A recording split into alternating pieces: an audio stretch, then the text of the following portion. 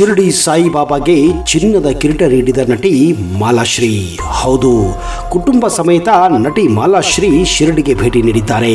ಶಿರಡಿ ಸಾಯಿಬಾಬಾಗೆ ಚಿನ್ನದ ಕಿರೀಟ ನೀಡಿದ ನಟಿ ಮಾಲಾಶ್ರೀ ಸಾಯಿಬಾಬಾ ಮೇಲಿನ ಭಕ್ತಿಯನ್ನ ವಿವರಿಸಿದ್ದಾರೆ. ಮಗಳ ಸಿನಿಮಾ ಶುರು ಮುನ್ನ ಶಿರಡಿಗೆ ಭೇಟಿ ನೀಡಿದ್ದು ತಮ್ಮ ಕುಟುಂಬಕ್ಕೆ ಬಾಬಾ ತುಂಬಾ ನೀಡಿದ್ದಾರೆ. ನಮ್ಮಿಂದ ಚಿಕ್ಕದೊಂದು ಉಡುಗೊರೆ ನೀಡಿದ್ದೇವೆ ಅಷ್ಟೇ ಅಂತ ಮಾಲಾಶ್ರೀ ಹೇಳಿಕೊಂಡಿದ್ದಾರೆ. 1989ರಲ್ಲಿ ತೆರೆಕಂಡ ನಂಜುಂಡಿ ಕಲ್ಯಾಣ ಸಿನಿಮಾ ಮೂಲಕ ಮಾಲಾಶ್ರೀ ಜನಪ್ರಿಯತೆಯನ್ನು ಗಳಿಸಿದ್ದರು.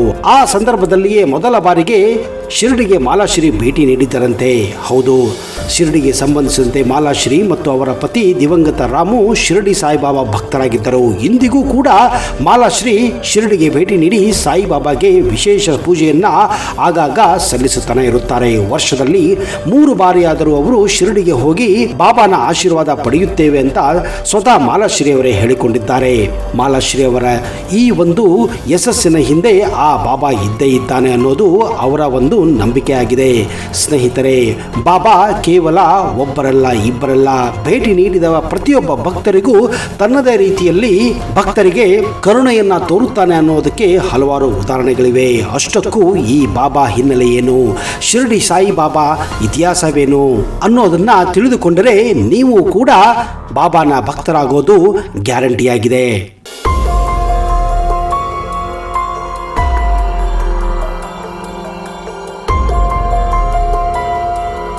ಬೇವಿನ ಮರದ ಕೆಳಗೆ ಅಗೆದಾಗ 4 ಉರಿಯುವ ದೀಪಗಳು ಪತ್ತೆಯಾಗುತ್ತವೆ. ಈ ಬೇವಿನ ಮರದ ಎಲೆಗಳು ಕೈಯೆಲ್ಲ ತಿಂದಾಗ ಸಿಹಿ ಆಗುತ್ತವೆ. ಇದೇ ಮರದ ಕೆಳಗೆ ಮೊಟ್ಟ ಮೊದಲ ಬಾರಿಗೆ ಸಾಯಿಬಾಬಾ ಪ್ರತ್ಯಕ್ಷರಾಗಿದ್ದರು.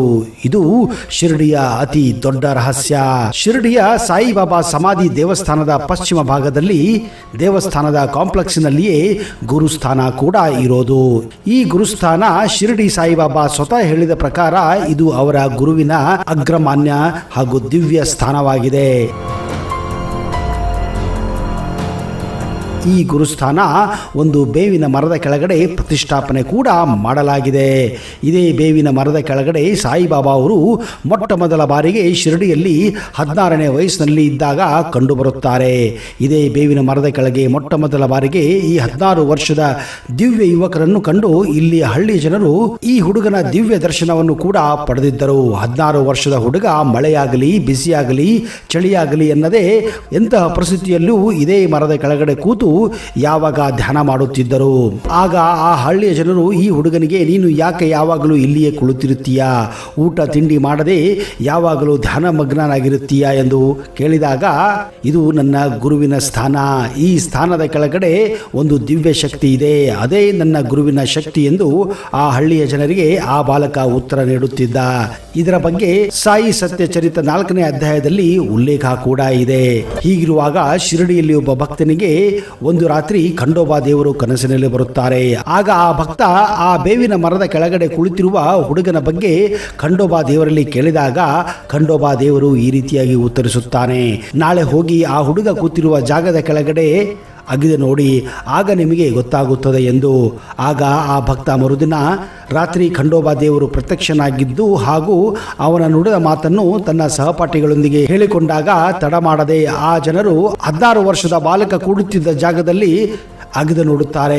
ಆಗ ಅವರಿಗೆ ಆಶ್ಚರ್ಯವೋ ಆಶ್ಚರ್ಯ, ಯಾಕಂದ್ರೆ ಆ ಜಾಗದಲ್ಲಿ ಒಂದು ಕಲ್ಲಿನ ಕೆಳಗಡೆ ಉರಿಯುತ್ತಿರುವ 4 ದಿವ್ಯ ದೀಪಗಳು ಗೋಚರಿಸುತ್ತವೆ.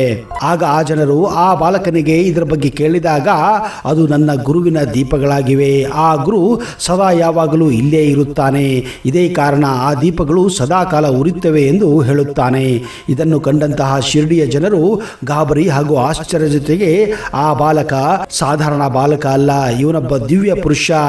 ಆದ್ದರಿಂದ ಆವತ್ತಿನಿಂದ ಆ ಬಾಲಕನನ್ನು ಅಲ್ಲಿಯ ಜನರು ಆರಾಧಿಸಲು ಪ್ರಾರಂಭಿಸುತ್ತಾರೆ ಹಾಗೂ ಆ ಬಾಲಕನನ್ನು ಅವರು ಸಾಯಿ ಎಂದು ಸಂಬೋಧಿಸುತ್ತಾರೆ. ಮುಂದೆ ಶಿರಡಿ ಸಾಯಿಬಾಬಾ ಯಾವಾಗಲೂ ಇದೇ ಮರದ ಕೆಳಗಡೆ ಕಾಣಿಸಿಕೊಳ್ಳುತ್ತಾರೆ. ತಮ್ಮ ಭಕ್ತಾದಿಗಳಿಗೆ ಇಲ್ಲಿಯೇ ಕುಳಿತು ಎಲ್ಲ ರೀತಿಯ ಸಹಾಯವನ್ನ ಮಾಡುತ್ತಿದ್ದರು.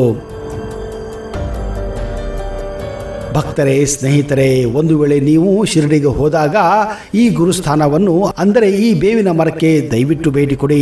ನಿಮಗೆಲ್ಲ ಗೊತ್ತಿರುವ ಹಾಗೆ ಬೇವಿನ ಮರದ ಎಲೆಗಳು ಕಹಿಯಾಗಿರುತ್ತವೆ. ಆ ಬೇವಿನ ಮರಗಳನ್ನು ಸೇವಿಸುತ್ತಿದ್ದ ಹಾಗೆ ಅವು ಸಿಹಿಯಾಗುತ್ತವೆ ಎನ್ನುವುದು ಇಲ್ಲಿನ ಜನರ ಹಾಗೂ ಭಕ್ತಾದಿಗಳ ವಾಡಿಕೆಯಾಗಿದೆ. ಎಷ್ಟೋ ಜನರು ಈ ಎಲೆಗಳನ್ನು ಪ್ರಸಾದ ರೂಪದಲ್ಲಿ ತಮ್ಮ ಮನೆಗಳಿಗೂ ತೆಗೆದುಕೊಂಡು ಹೋಗುತ್ತಾರೆ. ತಲೆಯಲ್ಲಿ ವಿಚಿತ್ರವಾದ ಸುತ್ತಿದ ರುಮಾಲು, ಉದ್ದದ ನಿಲುವಂಗಿ, ಎಡಭುಜದಲ್ಲಿ ಜೋಳಿಗೆ, ಕೈಯಲ್ಲಿ ಚಿಮುಟ ಮತ್ತು ಸಟಕ. ಹೀಗಿತ್ತು ಅಂದು ದೇವಾಲಯದ ಒಳಗೆ ಬಂದ ತರುಣ ಫಕೀರ ಬಾಬಾನ ಉಡುಗೆ. ಸಾಯಿ ಬಾಬಾ ಎಂದು ಉದ್ಗರಿಸುತ್ತಾ ಮಹಾಲ್ಸಪತಿಯನ್ನು ಕುರಿತು ಬಾಬಾ ಅವರು, ನಿನ್ನ ಅಕುಂಠಿತ ಶ್ರದ್ಧೆ ವಿಶ್ವಾಸಗಳು ನನ್ನ ಮನ ತುಂಬಿದವು. ನೀನು ನನ್ನನ್ನು ಭಗವಾನ್ ಎಂದು ಕರೆದೆ, ನಾನು ನಿನ್ನನ್ನು ಭಗತ್ ಎಂದು ಕರೆಯುತ್ತೇನೆ. ಮುಂದಿನ ದಿನಗಳಲ್ಲಿ ಭಗತ್ ಜೊತೆಯಲ್ಲೇ ಭಗವಾನ್ ಇರುತ್ತಾನೆ. ಈ ಶಿರಡಿಯಲ್ಲೇ ಇನ್ನು ಮುಂದೆ ನಾನು ಉಳಿಯಲು ನಿರ್ಧರಿಸುತ್ತೇನೆ ಎಂದು ಬಾಬಾ ತನ್ನ ಭಕ್ತರಿಗೆ ಹೇಳುತ್ತಾರೆ. ನೀನು ಖಂಡೋಬಾನ ಅರ್ಚಕ ವೃತ್ತಿಯನ್ನು ಮುಂದುವರಿಸು, ನಾನು ನಿನ್ನ ಸಮೀಪದಲ್ಲೇ ಇರುತ್ತೇನೆಂದು ಹೇಳಿ ಅಲ್ಲಿಂದ ಉತ್ತರ ದಿಕ್ಕಿನಲ್ಲಿದ್ದಂತಹ ತಮ್ಮ ಗುರುಸ್ಥಾನವಾದ ಬೇವಿನ ಮರದ ಬುಡಕ್ಕೆ ಹಿಂದಿರುಗಿ ಅಲ್ಲೇ ಅನತಿದೂರದಲ್ಲಿ ಕುಳಿತುಕೊಳ್ಳುತ್ತಾರೆ. ಅಂದಿನಿಂದಲೇ ಬಾಬಾ ಅವರ ಗುರುಸ್ಥಾನವಾಗಿತ್ತು ಆ ಬೇವಿನ ಮರ. ಹೀಗೆ ಬಾಬಾ ಶಿರಡಿಯಲ್ಲಿ ಪ್ರತಿದಿನ 5 ಮನೆಗಳಲ್ಲಿ ಭಿಕ್ಷೆ ಕೇಳಿ ಬೇವಿನ ಮರದ ಬುಡಕ್ಕೆ ಬಂದು ಅಲ್ಲಿದ್ದ ಬೀದಿ ನಾಯಿಗಳಿಗೂ ಪಶು ಪಕ್ಷಿಗಳಿಗೂ ಆ ಭಿಕ್ಷಾನ್ನವನ್ನು ಹಂಚಿ ಉಳಿದುದನ್ನು ತಾವು ಸೇವಿಸುತ್ತಿದ್ದರು. ಕೆಲವೊಮ್ಮೆ ಎಲ್ಲೋ ಮಲಗಿ ರಾತ್ರಿ ಕಳೆಯುತ್ತಿದ್ದರು. ಹಸಿವು ಆದಾಗ ಮಾತ್ರ ಭಿಕ್ಷೆ ಕೇಳುತ್ತಿದ್ದರು.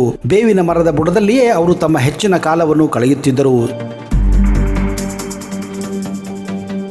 ಜನರು ಬಂದು ಮಾತನಾಡಿಸಿದರೆ ಹೆಚ್ಚೇನು ಮಾತನಾಡದೆ ಮೌನವಾಗಿರುತ್ತಿದ್ದರು. ಕೆಲವೊಮ್ಮೆ ಕಾಡಿಗೆ ನಡೆದು ಹೋಗಿಬಿಡುವವರು. ಊರಿಗೆ ಮರಳಿದಾಗ ಯಾರೇನು ನೀಡಿದರೂ ಮೌನವಾಗಿ ಭಿಕ್ಷೆ ಪಡೆಯುತ್ತಿದ್ದರು. ಇಂಥದ್ದೇ ಬೇಕೆಂಬ ಬಯಕೆ ಅವರಲ್ಲಿ ಇರಲಿಲ್ಲ. ಏನೇ ದೊರೆತಿದ್ದರೂ ಅದನ್ನು ಸುತ್ತಮುತ್ತಲು ಇರುವಂತಹ ನಾಯಿ, ಬೆಕ್ಕು, ಕಾಗಿ ಮುಂತಾದವುಗಳಿಗೆ ಹಂಚಿ ಆಮೇಲೆ ಉಳಿದ ಆಹಾರವನ್ನು ತಾವು ಸೇವಿಸುತ್ತಿದ್ದರು. ಕ್ರಮೇಣ ಬಾಬಾ ಅವರ ಈ ಚರ್ಯೆ ತಿಳಿದ ಗ್ರಾಮದ ಇನ್ನಿತರ ಭಿಕ್ಷಕರು ಇವರ ಮುಂದೆ ಬಂದು ಕೈಯೊಡ್ಡುತ್ತಿದ್ದರು. ಆಗ ಕೂಡ ಬಾಬಾ ತಮ್ಮಲ್ಲಿದ್ದಂತಹ ಊಟವನ್ನ ಮೊದಲು ಅವರಿಗೆ ಕೊಟ್ಟು ಆಮೇಲೆ ಉಳಿದಿದ್ದನ್ನ ಸೇವಿಸುತ್ತಿದ್ದರು. ಹೀಗೆ ದಿನ ಕಳೆದಂತೆ ಬಾಬಾ ಶಿರಡಿಯಲ್ಲಿ ಹಾಗೂ ಸುತ್ತಮುತ್ತಲ ಗ್ರಾಮಗಳಲ್ಲಿ ಪವಾಡ ಪುರುಷರೆಂದು ಹೆಸರುವಾಸಿಯಾಗುತ್ತಾರೆ. ಏನೇ ಇದ್ದರೂ ಬಾಬಾ ಅವರು ಸಿದ್ಧಯೋಗಿ, ಯೋಗಪಟು. ಹೀಗಾಗಿ ಅನ್ಯರಿಗೆ ಸಾಧ್ಯವಾಗದ ಅನೇಕ ಸಿದ್ಧಿ ಸಾಧನೆಗಳು ಅವರ ಕೈವಶವಾಗಿದ್ದವು. ಅವರು ತಮ್ಮ ಶರೀರವನ್ನು ಯೋಗ ಸಾಧನೆ ಹಾಗೂ ಧ್ಯಾನಗಳಿಂದ ಸದೃಢಪಡಿಸಿಕೊಂಡಿದ್ದರು. ತಮ್ಮ ಶರೀರಕ್ಕೆ ಬೇಕಾದ ಅಗತ್ಯವಿರುವ ಶುಶ್ರೂಷವನ್ನು ತಾವೇ ಮಾಡಿಕೊಳ್ಳುತ್ತಿದ್ದರು. ಹೀಗಿರಲು ಸಾಯಿಬಾಬಾ ಶಿರಡಿಯ ಸುತ್ತಮುತ್ತ ಹಾಗೂ ಆ ಪ್ರಾಂತದಲ್ಲಿ ಅತ್ಯಂತ ಹೆಸರುವಾಸಿಯಾಗಿದ್ದರು.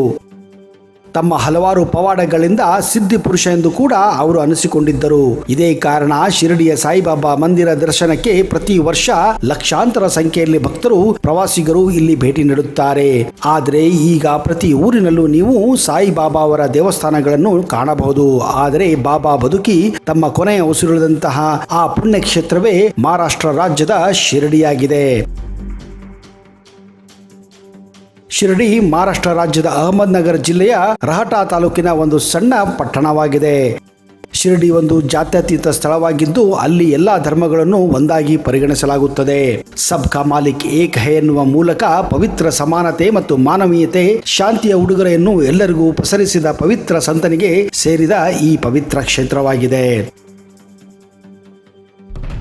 ಸಾಯಿಬಾಬಾ ಅವರ ಹೆಜ್ಜೆ ಗುರುತುಗಳು ಈ ಪಟ್ಟಣವನ್ನು ಪವಿತ್ರ ಸ್ಥಳವನ್ನಾಗಿ ಮಾಡಿದೆ.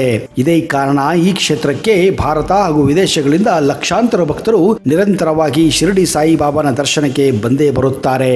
ಸಾಯಿಬಾಬಾ ಎಂದು ಪ್ರೀತಿಯಿಂದ ಕರೆಯಲ್ಪಡುವ ಶ್ರೀ ಸಚ್ಚಿದಾನಂದ ಸದ್ಗುರು ಸಾಯಿನಾಥ್ ಮಹಾರಾಜ್ ಅವರ ಪವಿತ್ರ ಆತ್ಮ ಇಲ್ಲಿಯೇ ನೆಲೆಸಿರೋದು.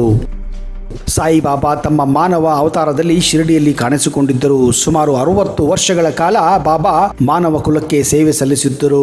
ಅವರು ತಮ್ಮ ಅಮೂಲ್ಯವಾದ ಬೋಧನೆಯನ್ನು ಇಲ್ಲಿಂದ ಜಗತ್ತಿಗೆ ಬೋಧಿಸಿದರು. ನಂತರ ಶಿರಡಿಯಲ್ಲೇ ಸಮಾಧಿ ಹೊಂದಿದರು. ದಸರಾ ದಿನವೇ ಶಿರಡಿ ಬಾಬಾ ಸಮಾಧಿಯನ್ನು ಸೇರಿದರು ಎಂದು ನಂಬಲಾಗಿದೆ. ಹೀಗಾಗಿ ಸಾಕಷ್ಟು ಭಕ್ತಾದಿಗಳು ವಿಜಯದಶಮಿ ಎಂದು ಸಾಯಿಬಾಬಾರ ಸಮಾಧಿಯ ದರ್ಶನ ಪಡೆಯಲು ತೆರಳುತ್ತಾರೆ.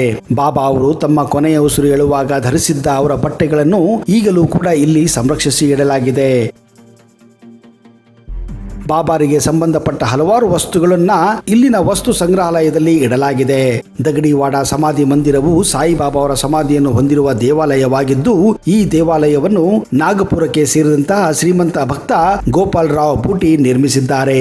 ಈ ಸ್ಥಳದ ಕಾಮಗಾರಿಯನ್ನು 1915ರಲ್ಲಿ ಪ್ರಾರಂಭ ಮಾಡಲಾಗಿತ್ತು. ತದನಂತರ ಬಾಬಾ ಅವರ ಸಮಾಧಿ ಸೇರಿದ ಮೇಲೆ ಇಲ್ಲಿಯೇ ಭವ್ಯ ದೇವಾಲಯದ ನಿರ್ಮಾಣವು ಕೂಡ ನಡೆಯಿತು. ಸ್ನೇಹಿತರೆ, ಒಂದು ವೇಳೆ ನೀವು ನಾಸಿಕ್, ಮುಂಬೈ, ಪುಣೆ, ಕೋಪರ್ಗಾಂವ್ ಹೋದರೆ ದಯವಿಟ್ಟು ಶಿರಡಿಗೆ ಭೇಟಿ ಕೊಡಿ ಹಾಗೂ ಬಾಬಾ ಅವರ ಆಶೀರ್ವಾದವನ್ನು ಕೂಡ ಪಡೆಯಿರಿ. ಜೊತೆಗೆ ಬಾಬಾ ಅವರಿಗೆ ಸಂಬಂಧಪಟ್ಟ ಹಲವಾರು ವಸ್ತುಗಳನ್ನ ಅವರ ವಸ್ತು ಸಂಗ್ರಹಾಲಯದಲ್ಲಿ ನೋಡಿ ಅವರ ಆಶೀರ್ವಾದವನ್ನು ಕೂಡ ಪಡೆಯಿರಿ ಎಂದು ನಾವು ಕೂಡ ಹಾರೈಸುತ್ತೇವೆ.